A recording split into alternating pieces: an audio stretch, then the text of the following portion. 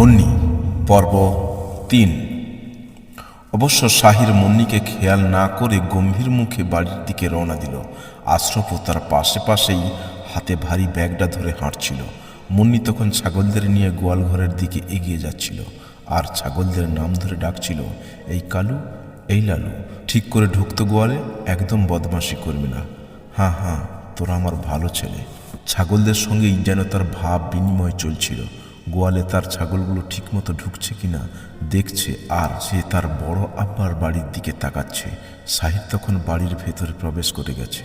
মুন্নি তখনও মনে মনে ভাবছিল, ছেলেটা কে? দেখি বড় আম্মার ঘরে গিয়ে। সে ছাগলগুলোর গায়ে আলতো করে হাত বুলিয়ে গোয়াল ঘরের দরজা বন্ধ করে দিল।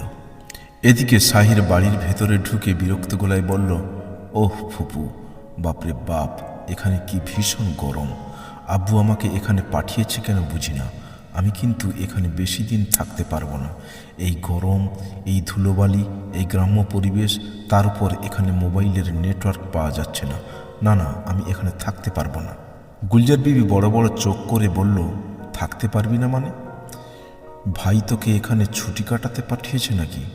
তোকে এখানে থাকতে হবে, আমাদের সাথে তোকে পরিশ্রম করতে হবে, তোকে তোর ফুপা আর আশরাফের সাথে খেতে কাজ করতে যেতে হবে। সাহির চশমাটা খুলে মাথার উপর তুলে বিরক্ত মুখে বলল, আব্বু কি আমাকে এখানে পাঠিয়েছে এসব করতে? হ্যাঁ, প্রকৃত মানুষ হতে গেলে কষ্ট করতে হবে। এখানে থেকে তোকে সব কিছু শিখতে হবে, পরিশ্রমী হতে হবে, জীবনের প্রকৃত মূল্য বুঝতে হবে বাবা। ফুপু, তুমি তো জানো আমি শহরে কিভাবে থাকি। গুলজার বিবি কড়া গলায় বলল, হ্যাঁ হ্যাঁ জানি, এই জন্যই তো তোকে এখানে পাঠিয়েছে ভাই। সাহির অবাক চোখে গুলজার বিবির দিকে তাকালো, আর গুলজার বিবি বলল, আমি জানি না তুই শহরে কিভাবে থাকিস, আর আমি এটাও জানি যে ওখানে সারাক্ষণ তুই কি করে বেড়াস।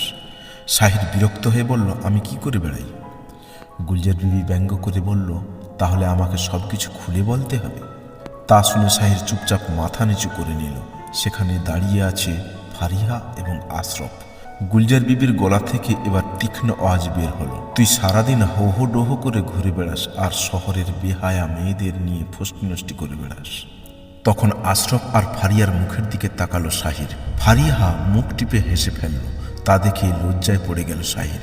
সে ধীরে ধীরে বলল, ফুপু, কি বলছো কি?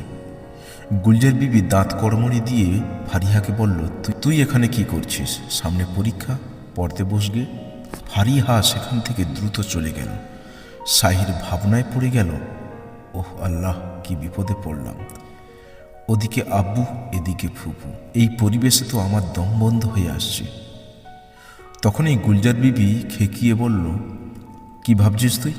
না না, কিছু ভাবছি না ফুপু। এবার তীক্ষ্ণ স্বরে গুলজার বিবি বলতে লাগলো, শহরে যা করেছিস করেছিস, এখানে তা করে পার পেয়ে যাবি ভেবেছিস?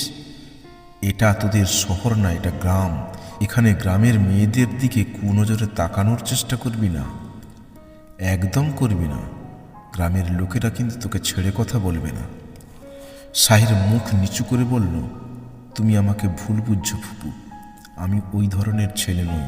গুলজার বিবি তীক্ষ্ণ কণ্ঠে বলল, তুই শহরে কি কীর্তি করিস আমি সব জানি। ভাই তোকে ফুর্তি করতে টাকা দেয় না বলে তোর মা মমতাজ বেগম তোকে টাকা পয়সা দিয়ে তোর সব ইচ্ছা পূরণ করছে, তাই না? তুই শহরে থেকে আগে যা ইচ্ছা করেছিস, তা এখানে চলবে না। এখানে আমি আছি তোর পাহারাদার গুলজার বিবি। দুদিনেই শহরের সব বাজে কালচার তোর থেকে মুছে দেব। আর এখানে আমার অবাধ্য হলে তোকে আমি ছেড়ে কথা বলবো না। ভাবছিস এখান থেকে পালিয়ে যাবি? না না, কলকাতা ফেরার রাস্তা তোর বন্ধ, কারণ ভাই তোকে আর কলকাতার বাড়িতে ঢুকতেই দেবে না। সাহির অবাক চোখে তাকিয়ে বলল, আমি কিছুই বুঝে উঠতে পারছি না ফুপু। না না, আমি এখানে বেশি দিন থাকতে পারবো না, আমার দম বন্ধ হয়ে আসছে। গুলজার বিবি বড় বড় চোখ করে বলল, না বাবা, তুই চাইলে তো আর তা হবে না। তোর জন্য সব কিছু বন্দোবস্ত করে রেখেছি। আজ থেকে তুই আশরাফের সাথে ওর ঘরে থাকবি। আশরাফ। এত সময় আশরাফ এক ধ্যানে চিন্তামগ্ন হয়ে সব কিছু শুনছিল। হঠাৎ মায়ের জোর গলা শুনে আশরাফ চমকে উঠল। জি আম্মাজি, নিয়ে যাও ওকে তোর ঘরে। আশরাফ দরজার পাশে দাঁড়িয়েছিল। ইতস্তত করে বলল, চল ভাই। সাহির অবাক হয়ে তাকালো গুলজার বিবির দিকে। তারপর সে ধীরে ধীরে বলল, আমি আশরাফ ভাইজানের সাথে থাকবো, তাও আবার এক রুমে? তা কি করে সম্ভব? গুলজার বিবি কঠোর কণ্ঠে বলল, যেখানে বলেছি সেখানেই থাকতে হবে। এক রুমে কেন, এক বিছানায় ঘুমাতে হবে, নইলে গোয়াল ঘরে তোর থাকার ব্যবস্থা করে দেব। তখন আর কিছুই করার থাকবে না তোর। সাহির আস্তে করে আশরাফের দিকে তাকালো। তার মনে অস্থিরতা আর চোখে অসহায়ত্ব ফুটে উঠল। মনে মনে বলল, হায়রে সাহির, এটা তোর কপাল। গোয়াল ঘরে থাকার থেকে আশরাফ ভাইজানের সাথেই থাকা ভালো। কি ভাবছিস? আশরাফ তার কাঁধে হাত রেখে বলল, চল ভাই, বেশি ভেবে লাভ নেই। সাহির ধীর পায়ে আশরাফের সাথে চলতে শুরু করলো। আশরাফের রুমটা ছিল বাড়ির এক কোণে। পুরনো মাটির বাড়ি, মাটির মোটা দেওয়াল, দোপাল্লা কাঠের দরজা, জানালায় বাঁশের শিক। ঘরে ঢুকতেই সুদামাটির গন্ধে সাহিরের মনে হলো সে যেন অন্য কোনো জগতে চলে এসেছে। আশরাফ খাটের উপর বসে বলল, বসে পড়। এখন থেকে এই ঘরে আমার সাথে তোকে থাকতে হবে। শহরের আরাম আয়েশ ভুলে যা। এখানের জীবনযাপনটা অত সহজ নয়। তুই কি আমাকে ভয় দেখাচ্ছিস ভাই? একথা বলেই সাহির চুপচাপ খাটের কোনায় বসে পড়ল। চোখে কেমন একটা অনিশ্চয়তার ছায়া। কিছু সময় শান্ত থাকার পর চারিদিকটা ভালো করে চোখ বুলিয়ে ধীরে ধীরে বলল, এখানে এই একটা খাটে আমাদের দুজনকে শুতে হবে? হ্যাঁ ভাই হ্যাঁ, অসুবিধা কিসের? না, অসুবিধা আর কিছু নেই। কথার মানে আমার ঘুম আসবে না। আসবে আসবে, প্রথম প্রথম দু একদিন সমস্যা হবে, তারপর দেখবি সব ঠিক হয়ে যাবে ইনশাআল্লাহ।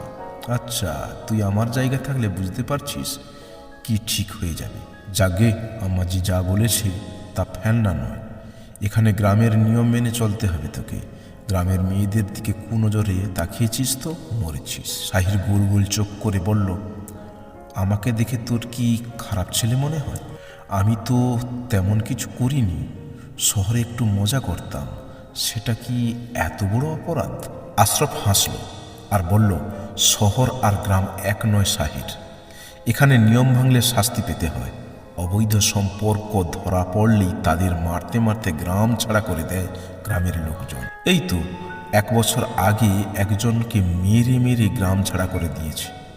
তাকে গ্রামে ঢুকতেই দেওয়া হয়নি। তাই এই গ্রামে আড়ালে আবডালে লুকিয়ে কোনো মেয়ের সাথে কথা বলবি না ভাই, প্রচুর মার খাবি। আমি আগে ভাগে সাবধান করে দিলাম। এ কেমন জুলুম! একটা ছেলে একটা মেয়ের সাথে কথা বলতে পারবে না, তা হয় নাকি? আম্মাজি তোর জন্য কঠিন সিদ্ধান্ত নিয়েছে, এটা ঠিক কথা। কিন্তু তুই একটু ধৈর্য ধরে এখানে থাকলে তোর নতুন জীবনটা একদম মসৃণ হয়ে যাবে। সাহির আশরাফের কথায় কান রেখে ছোট্ট জানালার বাইরে তাকিয়ে রইল।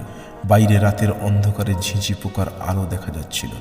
মাটির ঘরের সেই সেঁদো গন্ধ আর চারপাশের নীরবতা তাকে নতুন এক বাস্তবতার সামনে দাঁড় করিয়ে দিয়েছে। সাহির বুঝে গেল শহরের সেই মজাদার দিনগুলো তার জীবন থেকে ফুরিয়ে গেছে। এবার গ্রামের জীবন আত্মস্থ করার পালা। কিন্তু সে কি পারবে গ্রামকে আপন করে নিতে? পরবর্তী পর্বটি শুনতে হলে অবশ্যই এই চ্যানেলটি সাবস্ক্রাইব করুন। গল্পটি ভালো লাগলে লাইক করুন, কমেন্ট করে জানান কেমন লাগলো।